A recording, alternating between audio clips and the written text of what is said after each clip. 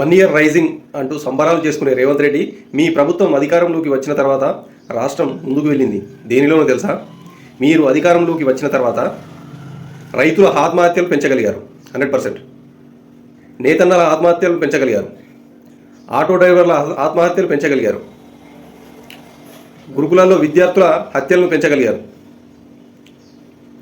రాష్ట్రంలో crime rate, గుండాగిరి, rowdyism చాలా బాగా పెరిగిపోయిందండి మీరు అధికారంలోకి వచ్చిన తర్వాతనే.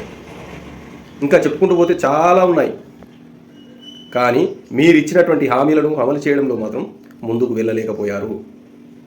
ఇది కాంగ్రెస్ ప్రభుత్వం సంవత్సర కాలంలో జరుపుకునే సంబరాలు. 1 ఇయర్ రైజింగ్. జై తెలంగాణ, జై కేసీఆర్. అందుకే మీ యొక్క అభివృద్ధిని చూసి తట్టుకోలేక బాధపడుతూ కేసీఆర్ గారిని గుర్తు చేసుకుంటున్నారు ప్రతిరోజు. ఇది కదా ప్రేమ? జై తెలంగాణ, జై కేసీఆర్.